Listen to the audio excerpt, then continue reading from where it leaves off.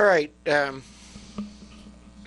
Just recently, someone posed a question about the blast nozzle again, and I had made a number of videos regarding the design of the blast nozzle and the stack and how that's designed and the tapers and so on.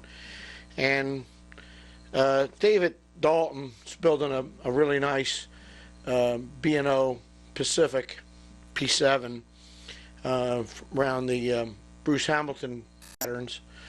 Posed a question about, well, is it a myth? And well, he just happened to choose the word myth, but he did agree that it's really not a myth, but for some reason or other he wanted to do all these calculations and everything, which I guess it's okay if you want to do that. And then it died down for a while, and then about a few days later, just a few days ago, a fellow from the Netherlands, I'm see if I'm saying this right, Jo's Koopmans, evidently wrote some kind of a book, some kind of an engineer or some sort, thermal conductivity and all this stuff, and that's all really great. I have no objection to that.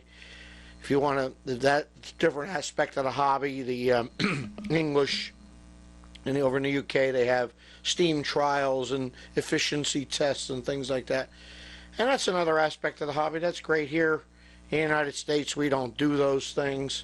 We don't have, that I know of, ever had any efficiency tests. Maybe years ago they might have. And if that's what you want to do, that's great. Personally, I enjoy getting out there, running. Like to hear the bark. Like to hear that sharp bark while the locomotive's working up the nice square sound of the bark. I like to hear that. The sights and sound of steam. You know, the safety going off, and working the cylinder drain cocks, and so on. And that's where it's at for me. Now, I've helped quite a number of people with that 1 and 6, 1 and 3, and in fact, way back in Live Steam magazine, I had an article about that about 25 years ago, and many people have written to me and said how well it worked for them.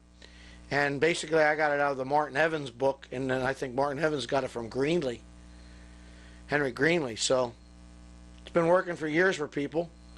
And so I made a video yesterday, Sunday, up to New Jersey Live Steamers, to bust the myth. Anyway, so here it is. We're the Mythbusters. And what we're busting is the myth of the what? 1 and 3, 1 and 6, okay?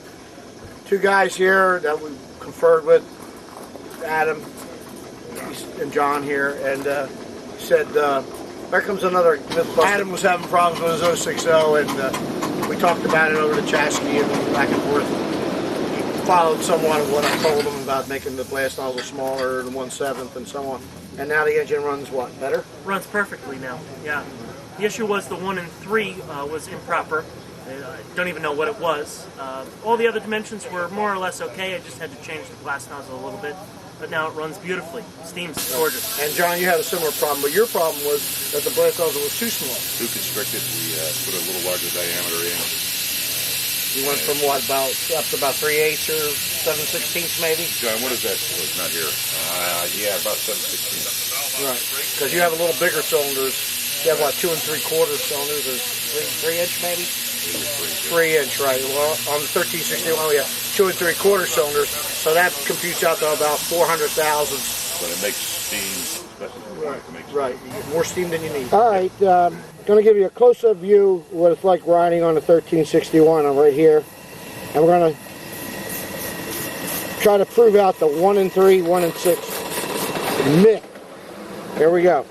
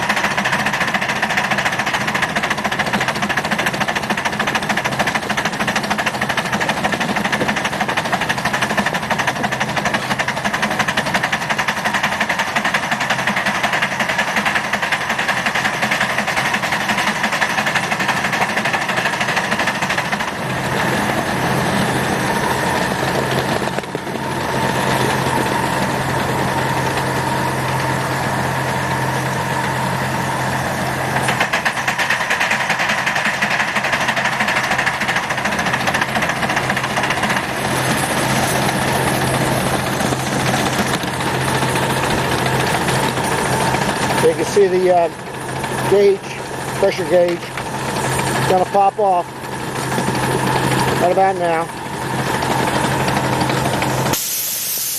I'll open the injector.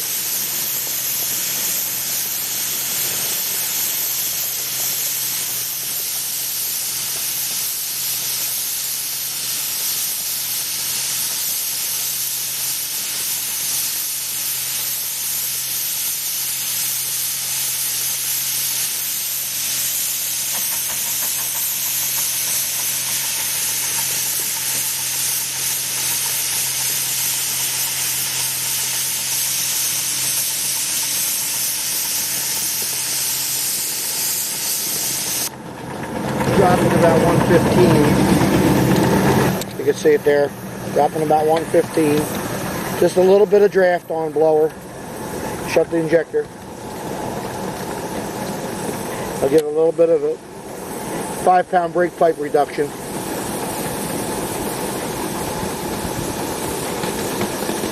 That's 5 pounds reduction right there. You can see it here.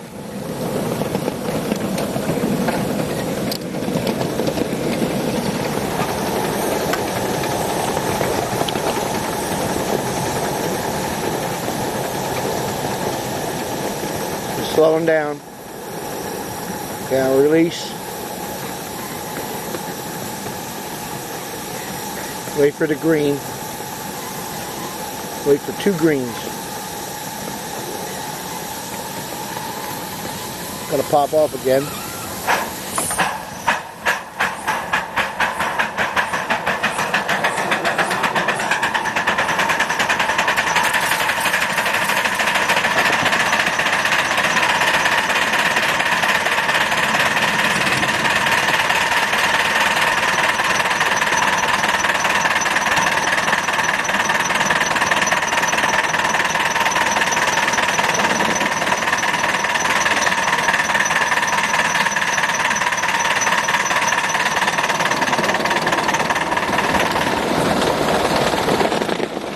Back pressure. I don't see any back pressure. Okay, that concludes our Mythbusters test. Okay, well, hope you enjoyed the video. Hope you enjoyed the sights and sounds of steam of 1361 running. And we can run all day. On I think I ran all weekend on $20 worth of coal, 50-pound bag of coal. Now, what do you want more efficient than that? You have to have good coal. That's another point. You have to have good coal. You have to have, if you have lousy coal, it's not going to run right. That's an important factor. And the other very important factor, obviously, is the boiler feed. You have to be able to put water in the boiler in order to make steam. You can't make steam without water. So if you don't have a good means of boiler feeding, then that's a problem as well. You have a lot of leaks, water leaks and this and that. It's not going to work. You got to fix all these things. So there's those 3 factors that make a good steaming locomotive. And hope you enjoyed the video and whatnot. What do you think about it, Charles? Charles Nelson Corrigan. He don't say much because he's just a dummy. Well, hope you enjoyed the video, and we'll see you again. Thanks for watching.